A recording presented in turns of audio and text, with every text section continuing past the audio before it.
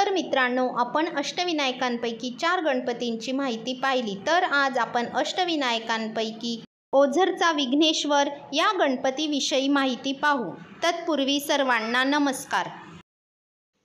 देऊळ लेण्याद्रीपासून 20 किमी आणि 45 मिनिटांच्या अंतरावर आहे. येथे गणपतीने विघ्नासूर राक्षसाला पराभूत केले म्हणून त्याला विघ्नेश्वर असे म्हणतात.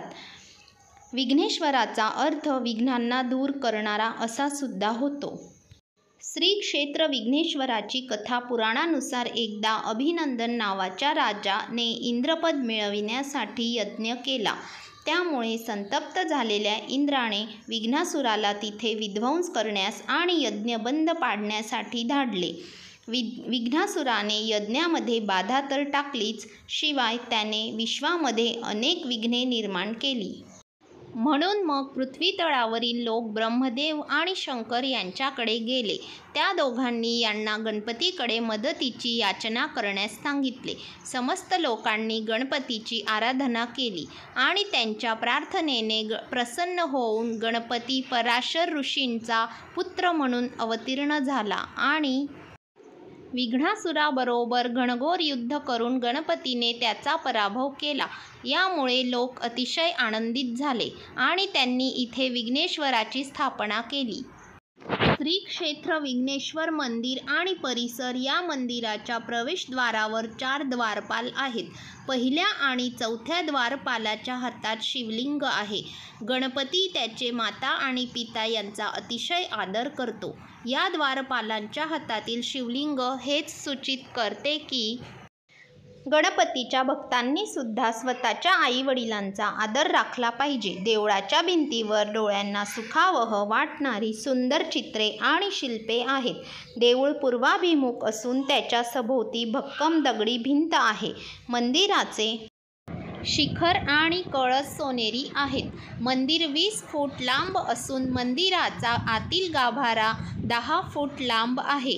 पूर्वाभिमुख गणपतीची सोंड डावीकडे आहे आणि डोळ्यात माणिक आहेत, तर कपाळावर आणि नाभीवर हिरे आहेत.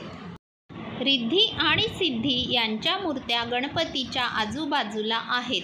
गणपतीच्या मूर्तीवर शेषनाग आणि वास्तुपुरुष आहेत. देवळात लहान लहान खोल्या आहेत. यांना ओवऱ्या म्हणतात. इथे बसून भक्त ध्यान करू शकतात. विशेष म्हणजे गणेशोत्सव काळात ओझरमध्ये कोठेही घरगुती गणपतीची प्राणप्रतिष्ठा केली जात नाही.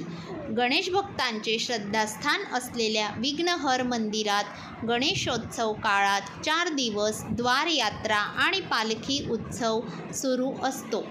गणेश प्रतिष्ठापनेच्या पूर्वसंध्येला ओझर येथे द्वारयात्रा सुरू होते.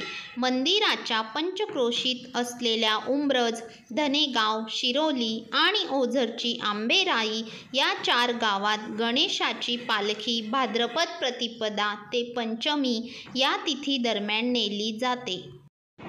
यानंतर गणेश जन्माच्या काळात 4 दिवस गणेश जन्म सोहळा साजरा होतो. गणेश जन्माचे कीर्तन झाल्यानंतर दुपारच्या वेळी मांडे, कवडे, जगदाळे कुटुंबियांकडून शेरण्या व दंडवते घातली जातात. दंडवतांच्या माध्यमातून आणलेल्या शेरणी प्रसादाचे वाटप केले जाते. गणेश जन्म भाद्रपद शुद्ध चतुर्थीला रात्री 12 नंतर छबिना काढून मंदिराला प्रदक्षिणा घातली जाते. त्यानंतर गणपतीला पेशवेकालीन पोशाख घातला जातो. गावातील 12 बलुतेदारांची पालखी भाद्रपद शुद्ध पंचमीला निघते. ग्रामदक्षिणेसाठी निघालेल्या पालखी सोहळ्यात ग्रामस्थ, भाविक मोठ्या संख्येने सहभागी होतात. गणेशोत्सव काळात रात्री 11 ते 12 या वेळेत निरंतर धूप आरती होते. त्यावेळी मोरया, गोसावी यांची पदे आळवली जातात.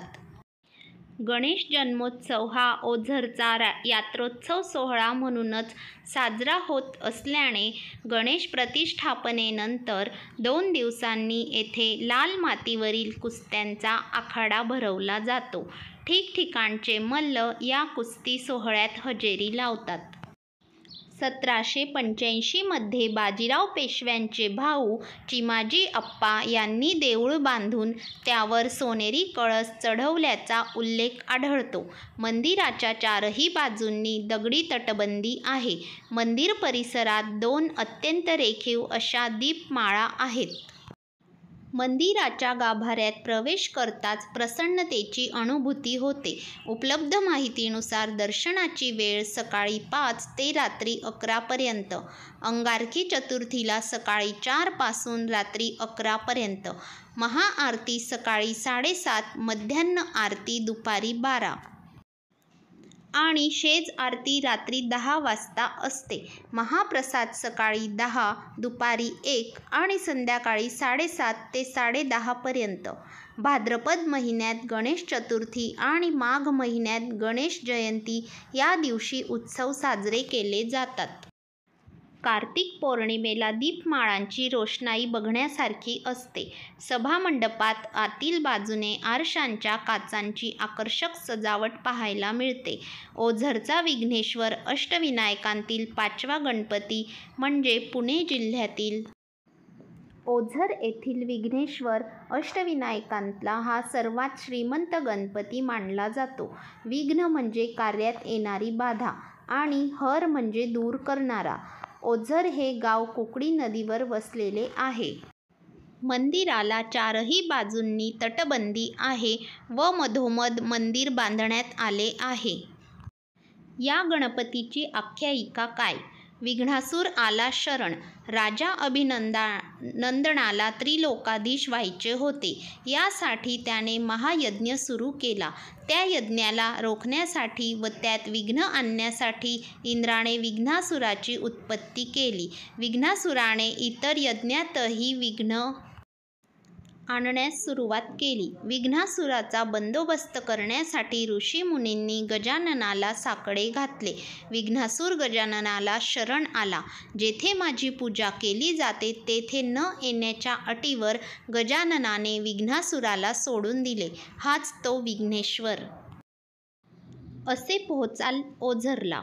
ओझर लेण्याद्रीपासून 15 किलोमीटर अंतरावर आहे. पुण्याहून 85 किलोमीटर अंतरावर ओझर येते. नाशिकपासून सिन्नर आळेफाटा मार्गे 139 किलोमीटरचे अंतर पार केल्यावर ओझर गणपतीला जाता येते. तर मग मित्रांनो, व्हिडिओ कसा वाटला? तर असेच नवनवीन व्हिडिओ आम्ही घेऊन येणार आहोत. नवीन असाल तर चॅनलला सबस्क्राईब करा. धन्यवाद.